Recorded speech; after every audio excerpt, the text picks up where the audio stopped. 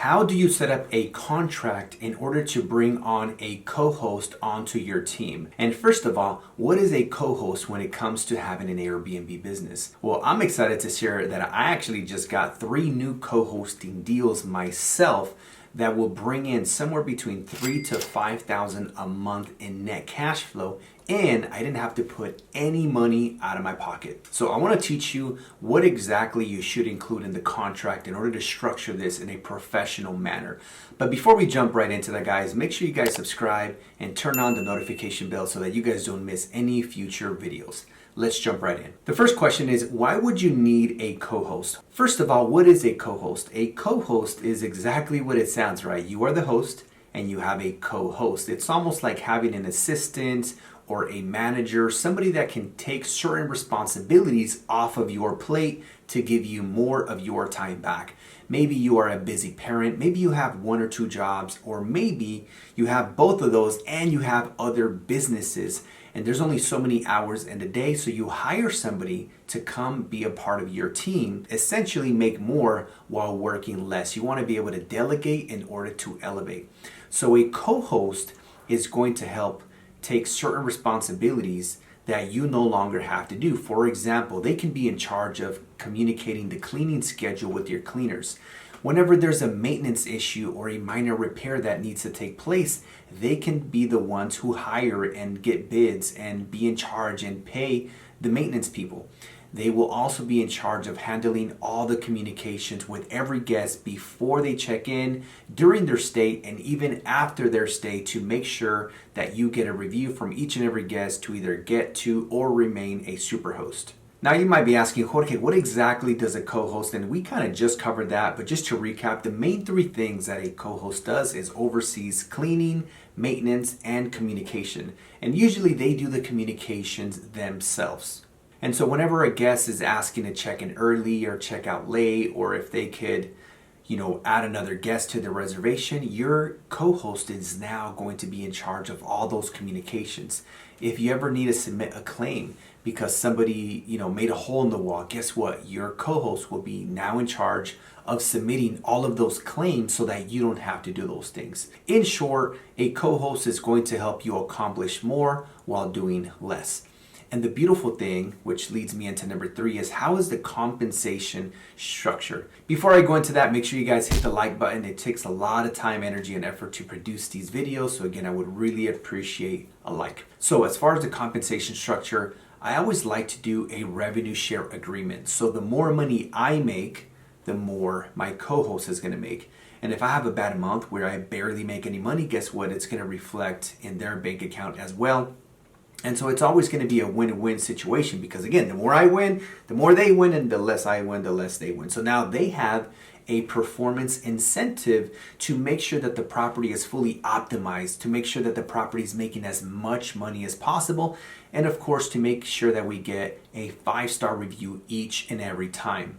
Typically, I would recommend paying them 10 to 20% of the gross revenue. So let's use $10,000 to use the easy number. If you're bringing in $10,000 a month in gross revenue, this is not after you pay your mortgage or the lease or utilities or cleaning. I'm talking about all revenue, not including the cleaning fees, because that's a pass-through cost.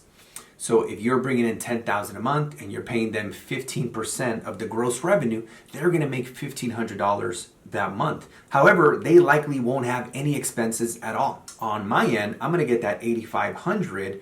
The powerful thing is I didn't really have to do any work. Now it's mostly a passive income business because somebody else is running it for me. Out of that $8,500, I'm going to pay my mortgage, the utilities, any landscaping or pool, just any type of vendors that I need to pay in order to keep my business operating and running. And I see that as a great win-win. So that's the type of structure that I recommend. You can also do a flat fee. Some people like to pay flat fees, and that really is going to depend on the type of income your property makes. I've seen people do $200 of flat fees up to $1,500 of flat fees, just depending. Like, what if your property is only bringing in $3,000 a month? What if it's a mansion that's bringing in $30,000 a month? So that's what I would take into consideration. If you have a property that's going to make $20, $30K a month, you might be better off paying them a flat fee. But if you have anything that's bringing in between, say, $3,000 and maybe $12,000 a month, the best case scenario is going to be a percentage of the gross revenue. Now let's talk about the actual contract. Of course, you're going to want a starting date, right? Who's included in the contract? My name and their name, or your company name and their company name. What is the term, the duration of the contract? Now, typically, I have a handful of properties that I manage for other people, and the way I structure my contracts is I set up a 4-month minimum, and then after that, we go to a month-to-month. So if after 4 months, they want to go and start managing it themselves, or if for some reason, life happens and they don't want to continue, then we can just, exit the contract. But you always want to have an exit strategy on the contract. What if it's a nightmare, you working with this landlord, and you want to exit because it's just not a great experience, and maybe they're not very responsive, they're not professional, maybe the property is not being managed as great as it could be, and therefore there's a lot of partial refund requests. Maybe the landlord, again, it's just very difficult to work with, and you want to exit, right? So you always want to have an exit strategy in the contract. And so after you set up a 4-month minimum, or a 3-month or a 6-month minimum, after that, it goes to a month-to-month structure. The next thing that you want to have in there is, are you getting paid a flat fee, or are you paying somebody a flat fee? Is it a percentage? You want to make sure you put that into the contract.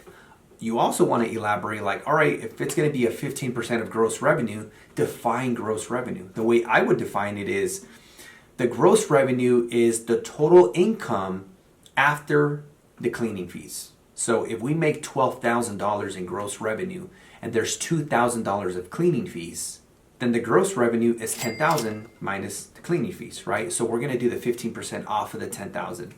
And maybe you even add an example the way I just explained, so this way it is crystal clear and there's no miscommunication. The other thing you want to include in the contract is, when is the co-host going to get paid?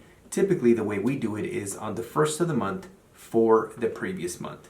And maybe add a 4-day grace period, because the reality is, if today is the 31st of the month and tomorrow is the 1st, it might be challenging for you to calculate all those numbers, especially if you're operating multiple short-term rentals. So I always give myself a grace period. Hey, no later than the 5th of the month of the next month will you get paid for the previous month. So if it's, hey, by September 5th, you're going to get paid for all of August.